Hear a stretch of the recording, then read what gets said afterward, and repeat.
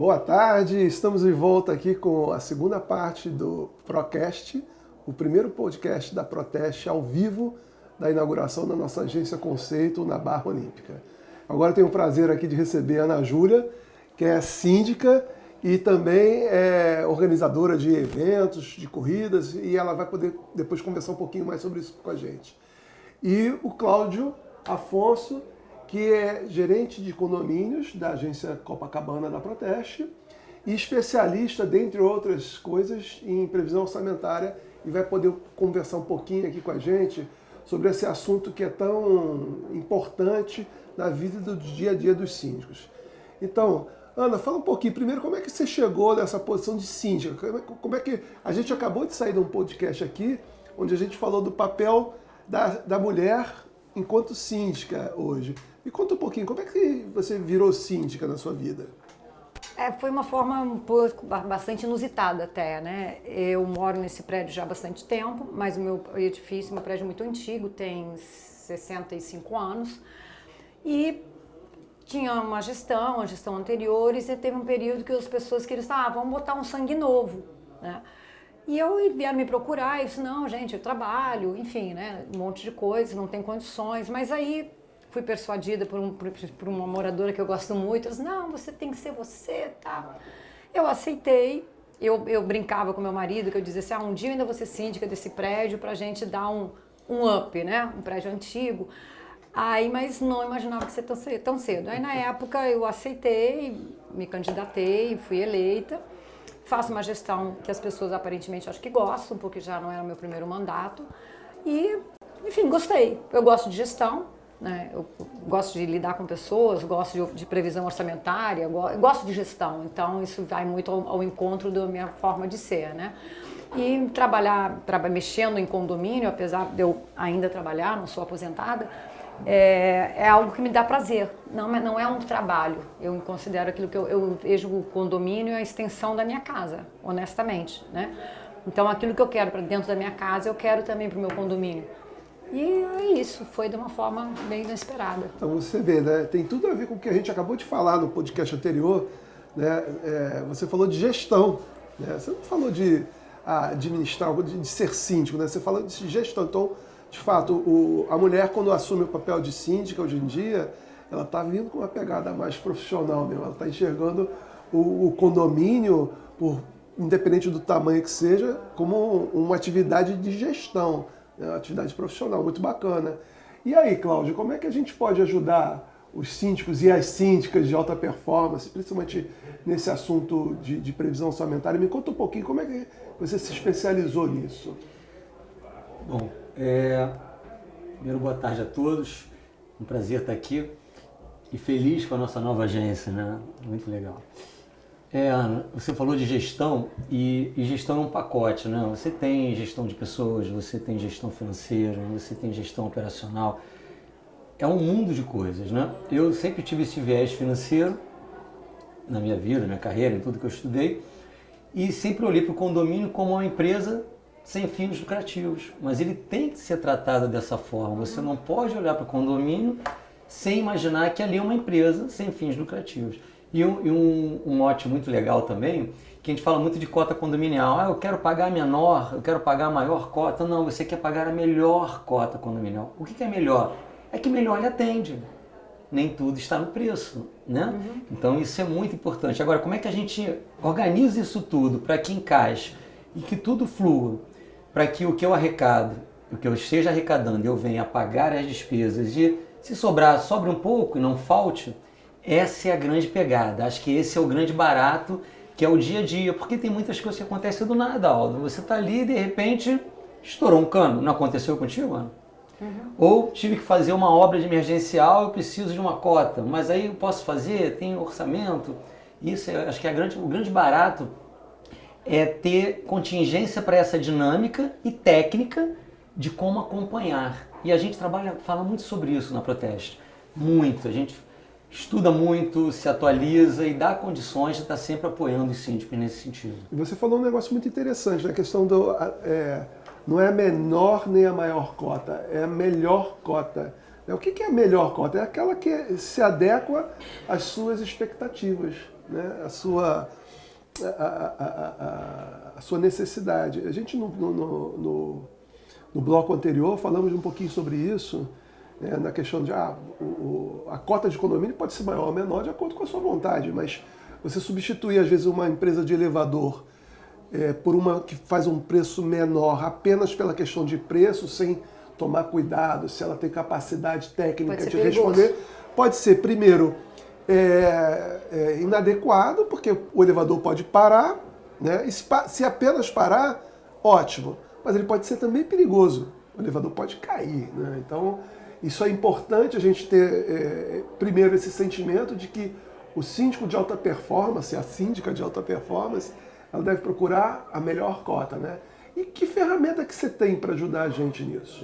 A gente conversa muito, principalmente em eventos ou em palestras sobre previsão orçamentária, que todo mundo pergunta, tem alguma pizza, né? Que a gente fala muito da pizza, né? Tem aquela pizza que é um padrão, porque 40% está em pessoal, 20% está em concessionárias, tantos por cento está em administrativo. Existia no passado, porque hoje não tem uma pizza que é a melhor ou a pior, porque cada um depende. Então eu dou um exemplo assim, tem um condomínio de um lado, de 10 unidades, de um lado da calçada, e tem outro, da mesma construtora, de 10 unidades do lado da calçada. Se nós olharmos ali, os orçamentos são distintos. Por quê? Porque este condomínio não tem folha de pagamento. Não, ele terceirizou a mão de obra. Já nesse tem uma folha de pagamento e quase não tem prestador de serviço, porque ele optou por quê? Por primarizar, por ter gente ali dele, sob o comando dele. E o que você precisa fazer? Primeiro você precisa arrumar na tua mente o seguinte, carimbar o dinheiro. O que é ordinário e o que é extraordinário. Então tudo começa assim. E o conceito, o que é ordinário? São as despesas recorrentes do condomínio, são aquelas que fazem a máquina girar, que faz a coisa acontecer. É o elevador, é o salário, são os encargos do funcionário, a manutenção.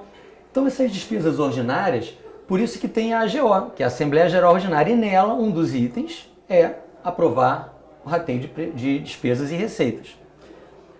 Uma vez feita a previsão ordinária, esse dinheirinho que você carimbou serve para o ordinário. E você tem ferramentas de acompanhamento, que é o orçado versus realizado, que você vem acompanhando. Tudo que saiu dali, perdeu, ou é extra, é diferente, inusitado, deveria ter uma arrecadação específica para ele.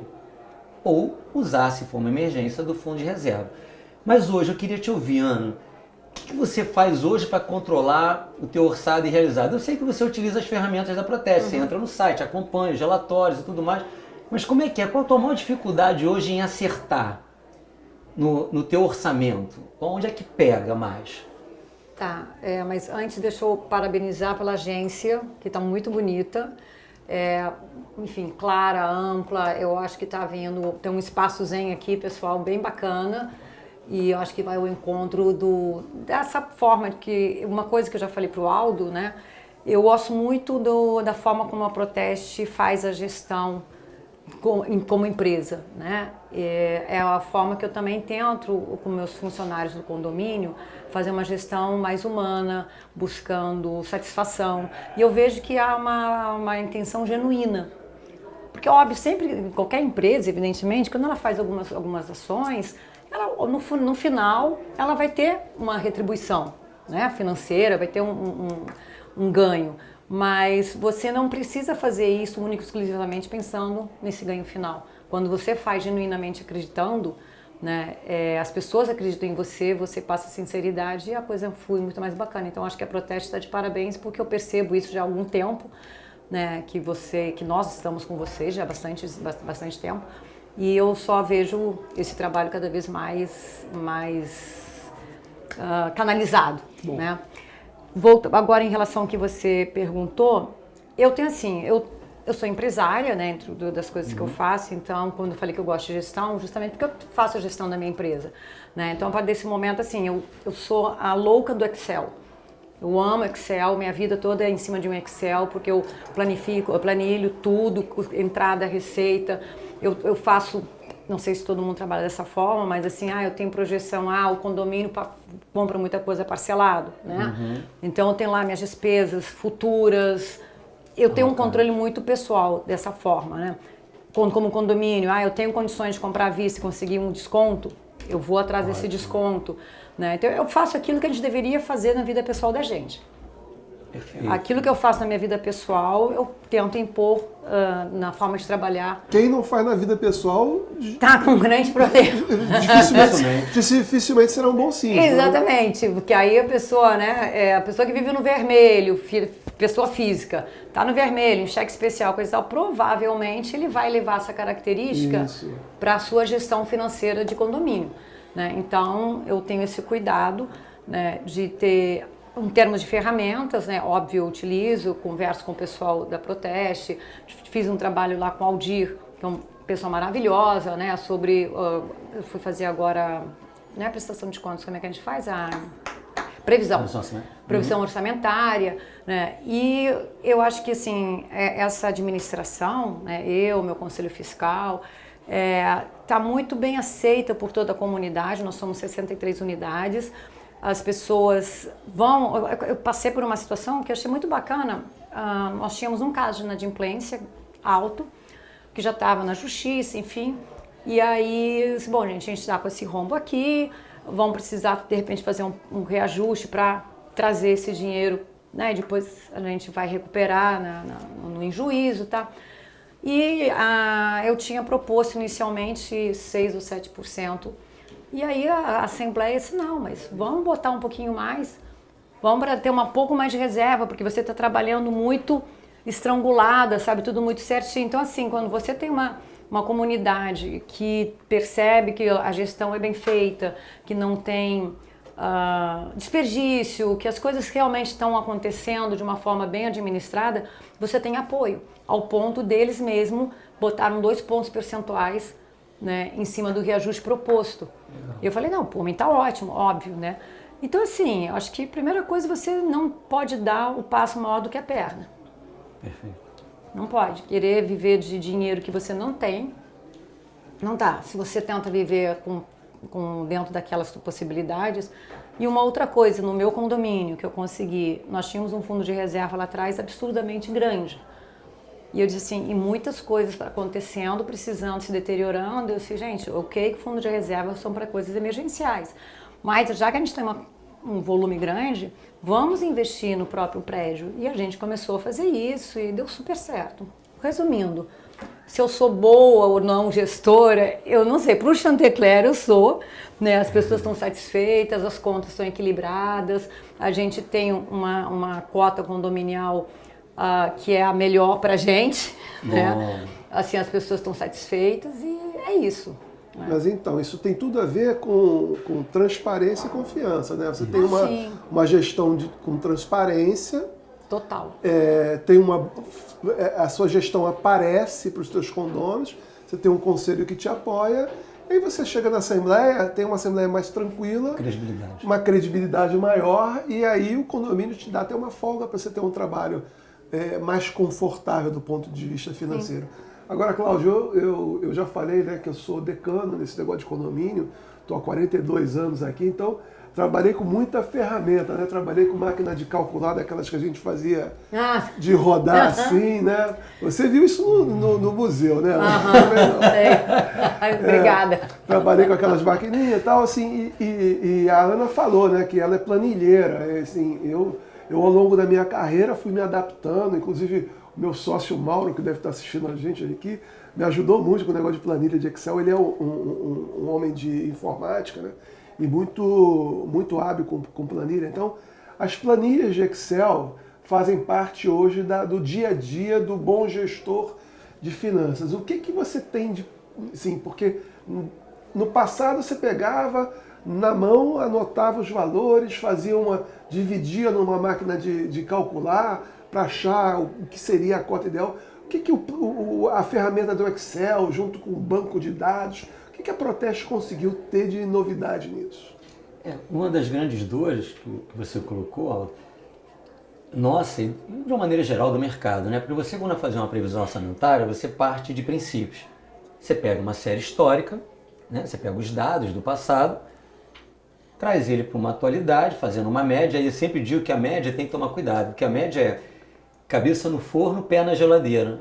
O corpo está morno, mas se você olhar a cabeça, não está. O doente morreu. Então você tem que sempre analisar por dentro a média, né? Olhar os desvios, né? Se tem desvio padrão, que aí são mais técnicas estatísticas, mas é importante sempre analisar por dentro.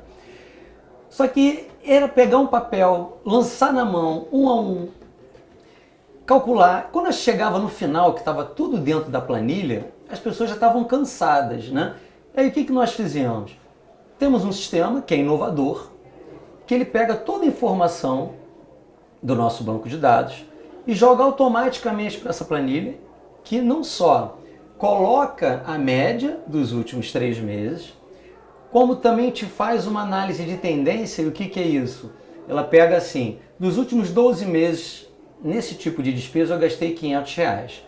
Porém, no último trimestre eu gastei 700, então estou com uma tendência de aumento desse valor. E ela mostra isso. Coloca o reajuste daquele indexador, porque nós temos inflação. Ah, mas é dissídio, é órgão regulador, é IPCA, IGPM, e tudo automatizado. Hoje nós fazemos em menos de 5 minutos uma previsão orçamentária. Ela fica pronta, Aldo. Isso é um recorde. E depois o gerente de contas entra para fazer o quê?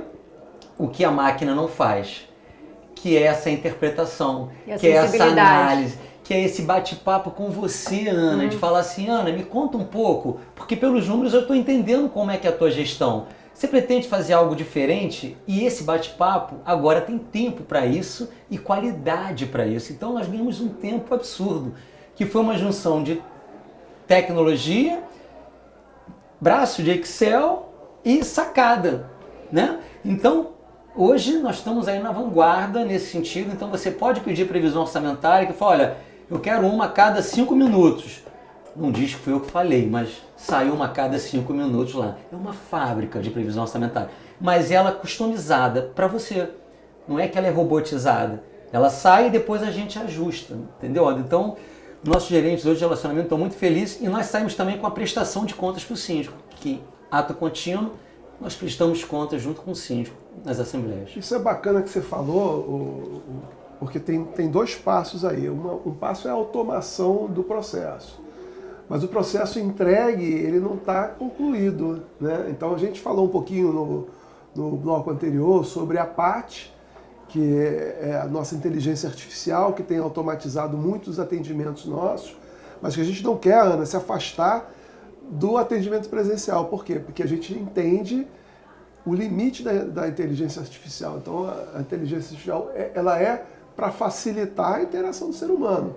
Então, no final dessa coleta toda, no final dessa automação toda, o teu gerente vai sentar com você, bom, eu cheguei aqui agora, vamos fazer agora um estudo de caso com o seu condomínio para ver se existe alguma variável que eu precise mexer. Às vezes o síndico tem uma variável que não é do nosso conhecimento, de repente ele colocou um aquecedor de piscina naquele mês e não está na previsão, né? E o importante é que essa coleta que o Cláudio faça seja 100% aderente com a tua necessidade, para que a gente possa ter uma previsão orçamentária 100% correta e não ter problemas, né, Cláudio, ao longo do percurso, para que você tenha que chamar uma assembleia, né? Isso, às vezes é chato isso, né? No meio do ano você chama uma assembleia, eu preciso revisar o meu orçamento. Eu vou fazer um reforço orçamentário, um déficit orçamentário. Sim, isso não nada a ver com uma emergência. Emergências acontecem, isso, né? Mas o ideal, né, Ana, no ponto de vista da gestão, é a gente ter previsibilidade, né? Fazer teu budget, né? É isso. Direitinho, no final do ano você, deu tudo Perfeito. certo, né? Agora vocês citaram deram exemplos, né? E no condomínio a gente teve justamente uma situação todas vinculadas à água, que é interessante, onde, pelo esse histórico de média, nós tínhamos um X lá, só que nós tivemos 2 situações no condomínio que fizeram com que a gente mudasse, né, a previsão, que foi o quê? Nós tivemos um gasto alto que nós não sabíamos de onde, E aí, naquele ditado, atirei no que vi, acertei no que não vi. Eu fui fazer uma obra num banheiro das áreas comuns e descobrimos um vazamento de uma coluna de bombeiros, como é que a gente chama? Da coluna de água de bombeiro, tá? Eu esqueci o nome. E aí, aquilo ali que estava minando e tá ok. Paralelo a isso, nós tínhamos colocado captação de fluvial. Então, também fazia com que... E também, nesse mesmo período, a água, o aumento de água tem sido uma grita geral. Então, a gente tem que ver assim, analisar o que foi, tirar, limpar, antes desses custos altos, que foi o vazamento, né? Aí o quanto impactou, aí eu fiz a redução. Exato. Foi um trabalho realmente assim, que eu tive que sentar e comparar mais de um ano, né? Para ver o que a redução, aí entra, e a chuva, choveu quanto, ver os meses que choveram. É um trabalho realmente assim, tem que gostar, eu gosto. É isso. Né? Tem um pessoal muito bacana, meu porteiro-chefe é maravilhoso, sabe, meu braço direito, Francisco, você vai ouvir isso aqui só para dizer que eu estou te elogiando publicamente. A minha gerente de contas, Fernanda, maravilhosa, beijo para você, ela é um doce. Não perca não só essa profissional, mas os profissionais protestem. E não perca essa questão de inteligência artificial, eu acho bárbaro. Mas não dá pra gente eliminar o ser humano, gente. Porque olha, vocês também são consumidores como eu. Não tem coisa que irrite mais, você liga, diz que 1, diz que 2, e aí te dão todas as opções que não tá a tua opção. Isso. E aí você quer se rasgar. Mas então tem que ter a pessoa. A nossa pegada é justamente essa. A gente está colocando a tecnologia para que ela faça o que não tiver necessidade de interação humana. Porque a gente quer que faça aquele trabalho que é operacional, burocrático, que é de retaguarda, para que eu tenha tempo de estar com você ali. E até dizer para você, olha, Ana, por mais que a tua conta de água seja, a média seja 1.000, você agora está pagando 500. Então, não orça 1.000 não, porque se fosse pela média, eu teria errado e teria colocado um valor acima. Então, vem como 500, porque essa pessoa tem tempo e todo o mecanismo que a Proteste criou mostra isso para poder te orientar. Então, é estar com você ali o tempo todo, né? Eu acho que essa é a nossa pegada. A gente não quer botar um robô para te atender. Não, e assim, isso que você falou, assim, é 100% de acordo com o que a gente pensa. Que a inteligência artificial, ela é para servir o propósito de produzir informação, ajudar a gente a atender. Mas jamais ela vai suprimir o relacionamento humano. Por quê? A gente fala há muito tempo da evolução das inteligências e que existe... Esse estudo era de 2019. Não serve mais porque a pandemia acelerou muitas coisas. Mas que em 20 anos haveria uma inteligência que ia reunir o somatório de todas as inteligências humanas do mundo. Ou seja, seria uma inteligência super inteligente. E o que diferencia essa inteligência do ser humano? A empatia. Então, o ser humano jamais será substituído por uma inteligência artificial. Por quê? Porque ele não saberá ser empático. Então, a gente trabalha com muita parcimônia a inteligência, a gente quer melhorar os processos, quer agilizar as soluções, quero melhorar as minhas previsões orçamentárias, mas quero poder ter a Maria Fernanda sentando com você para dizer, agora vem cá, vamos humanizar esses números que saíram daqui. Isso muito bem observado, isso é fato e é o que a gente procura sim. Eu concordo, eu acho que a inteligência está para nos dar um pouco mais de tempo para sermos mais humanos. Isso. Menos máquinas, né? Porque a gente às vezes faz trabalhos de máquinas, trabalhos burocráticos, assim, quando você pode ter uma inteligência artificial e te liberar. Não dá também para você substituir, agora eu não estou sendo máquina aqui, mas eu vou ser máquina ali. Não, você tem que aproveitar efetivamente aquele tempinho e usar de uma forma mais humana, né? Isso. E tanto humano que você mesmo deu o exemplo. Nós temos uma sala de descompressão, que é o quê? Exatamente. Porque a gente sabe que o nosso principal material aqui é o material humano, é o ser humano que atende, gente atendendo gente. E quando o Aldo investe lá, ele investe 50% em tecnologia e 50% em gente. Então, por mais que tenha investimento em tecnologia, tem investimento em inteligência emocional, tem investimento em foco no atendimento ao cliente. Então, todos os colaboradores estão sendo observados para que eles cada vez mais mantenham essa estrutura lá, que tem lá desde a época do Homo sapiens. A gente continue ainda, né, com essa, não caçador-coletor, mas continue ainda com essa pegada humanizada. A gente não vai perder isso, né? E a gente luta muito por isso, pela manutenção disso. Agora, Cláudio, sobre previsão orçamentária, a gente percebe que às vezes o síndico ele utiliza os valores que estão disponíveis em fundo de reserva para, de uma certa forma, subsidiar despesas ordinárias. Ou seja, aumentei meu condomínio um pouquinho a menos e sou deficitário todo mês, mas eu tenho um saldinho lá de fundo de reserva. Que você acha que isso é correto, isso, do ponto de vista de gestão, já que a gente está falando de gestão? Não, de aspecto nenhum, porque o fundo de reserva, ele é aquele teu cheque especial, vamos dizer assim, que ele só pode ser utilizado para uma emergência. Então esse dinheiro é um dinheiro que tem carimbo e está intitulado na convenção do condomínio em que momentos, de que forma, com que autorizações podemos utilizá-lo. Muito bem. É claro que numa situação em que o ordinário ultrapasse um pouco, você acaba lançando mão, por isso que se coloca em contas distintas. Por que no balancete tem lá conta condomínio, que é ordinária, conta fundo de reservas, conta obra? São os carimbos que eu estava falando, porque se você carimba o dinheiro fica muito mais fácil. Então você carimba o dinheiro e aí você aloca, porque se você juntar tudo, para depois você separar, não, isso aqui é fundo de reservas, isso aqui é conta condomínio, isso aqui era para obra. Acabou, então por isso que você carimba, aloca, e a gente tem isso lá, você aloca não só a receita de forma automática, como a despesa jogada nesse grupo de saldo, para que você possa utilizar cada um. E respondendo, se eu tive um problema em que minha despesa ordinária não está suportada pela arrecadação ordinária, onde é que eu tenho que olhar? Primeiro eu tenho que fazer um exame. Vamos fazer um exame de sangue? Vamos.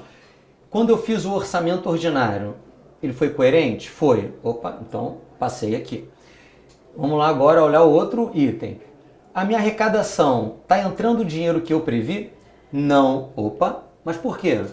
Porque eu tenho inadimplência. Então, uma das ações do síndico é ser diligente. Então, eu vou ser diligente, vou atuar para que eu recupere esse dinheiro. Um outro ponto, não, está tudo certo, por que eu estou usando o dinheiro aqui? Porque eu não contava com esse embelezamento aqui da portaria. E eu troquei tudo da portaria. Que tudo bem, desde que tivesse dinheiro específico para isso. Então, é olhar, porque você pode estar furando o seguinte, olha, eu orcei manutenção R$1.000, só que eu gasto 1.500, então eu não fui coerente, eu errei na previsão. Então a primeira coisa é diagnosticar. E nesse relatório nosso, na nossa previsão orçamentária, página, aparece isso. Sai diagnosticado. Eu também olhei assim quando vi a primeira vez. Sai diagnosticado, então já tem ali dizendo aonde está o teu problema, a tua dor. O gerente pega aquilo, entende e com muito carinho, porque aí ele trabalhou em inteligência emocional, vai dizer para Ana, como é que você está? Para Ana não, porque aqui no Chapecó tem gestão. Não. Tem como voltar? Não tem mais, né? Porque agora já é ao vivo. Então retiro, Ana. Então para uma outra síndica, ou para um outro síndico, vou pegar o síndico. Um síndico, é verdade. Para um síndico, para o Aldo não. Não, porque o Aldo é gestor dessa maravilha, não vai ser ele também mas aí entendemos, Cláudio. Então isso é bem bacana aqui. A ferramenta, então, são duas ferramentas. Uma coisa é você fazer a previsão orçamentária, né? E outra é a prestação de contas, onde você evidencia onde está o déficit do seu condomínio. Isso. E aí o importante é você repor esse dinheiro, por quê? Porque o fundo de reserva, se ele de alguma maneira for utilizado para subsidiar uma despesa ordinária, ele está prejudicando o proprietário que aluga seu imóvel, né? Porque o fundo de reserva ele não é repassado para o condomínio. Então, essa dica é importante. Você pode usar o fundo de reserva temporariamente para subsidiar, mas nunca para pagar uma despesa. Então, havendo tempo, faça uma cota extra ou recomponha seu orçamento de forma que não se gaste o fundo de reserva. Senão o proprietário vai ser prejudicado. E isso está tanto que isso é tão importante, mas a lei de condomínio não tratou.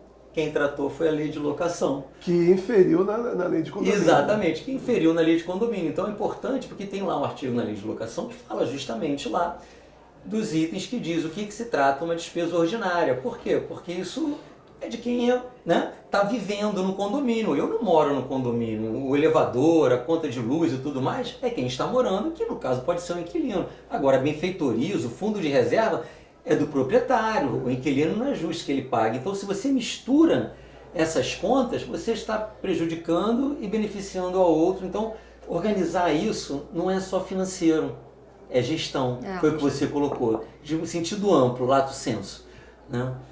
Quando a gente fez lá no condomínio, que a gente utilizou fundo de reserva, eram benfeitorias do prédio.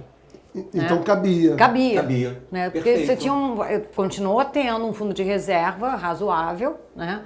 Mas assim, gente, a gente não precisa ter esse dinheiro parado aqui, vamos fazer ele utilizar de uma forma onde ele se valorize, através de como valorização do seu imóvel, do seu edifício. Isso, né? Então incorporou o patrimônio, você pode usar o fundo de reserva. Foi o que a gente fez. Agora, Ana, a gente está já no finalzinho do nosso tempo. Eu queria te perguntar o seguinte, ano passado a gente participou de uma corrida que você organizou, muito bacana, que foi a corrida Segurança Presente em La Lagoa. Queremos saber se nós temos corrida? Temos dia 2 e contamos novamente, eu sei que vocês vão participar. A Proteste foi uma surpresa ótima, o Aldo e o pessoal do marketing, eles compraram muito a ideia de participar. A Segurança Presente, existe a Operação Segurança Presente, que todos nós conhecemos pela cidade, e há muitos anos se criou uma corrida para homenagear os policiais e a comunidade, né, da região onde acontece. E virou uma tradição. E a Proteste adorou a ideia, foi ao encontro dos valores, né? Então, por isso que eu falo assim, eu fiquei muito fã do trabalho que vocês desenvolvem, justamente que eu comecei a aprender mais, como uma ação que vocês fizeram junto para os porteiros, que eu fiquei sabendo, eu acompanhei, eu achei maravilhosa, eu achei que realmente, assim, pegou aonde tinha que pegar, que é tudo bem, você tem o síndico, que é o teu cliente, mas quem é o cliente do síndico? São os funcionários, né? Então, assim, eu achei fantástico você fazer algo para agradecer, de homenagear esses profissionais, né? E a Segurança Presente vem ao encontro vocês têm o programa Pró Saúde, né? E aí levaram assim uma quantidade enorme de participantes, não só de funcionários, que foi muito bacana, né? Mas outros síndicos, né? Que participaram. Então, assim, esse ano vai ter de novo, vai ser dia 2 de dezembro, e eu sei que a Proteste vai estar lá, né? Contamos com eu corri a primeira, viu? Eu não ganhei, mas corri. Sim. Não, e detalhe, a Proteste ganhou um troféu de maior equipe, né? Foram praticamente, acho que foram 199 ou 102 participantes, né? A maior equipe de corredores, né? Então isso foi muito legal. Então, primeiro ano, 2 de dezembro. 2 de dezembro. Então aí fica a dica, dia 2 de dezembro temos corrida. A Anne, do Departamento de Comunicação e Relacionamento com o Cliente, vai estar divulgando. Nós, colaboradores, vamos participar, com certeza. E nossos clientes também venham fazer parte dessa equipe Pro. Vai ser um barato. Assim, assim, não é apenas uma corrida, é um evento de integração que vale a pena a gente participar. Gente, então, Cláudio, obrigado aí pelas dicas. Show, assim, mais um show que você dá aqui na Proteste. E Ana, muito obrigado. Obrigada a você pela presença. E vamos fazer agora uma pausazinha de 15 minutos e voltamos com SST.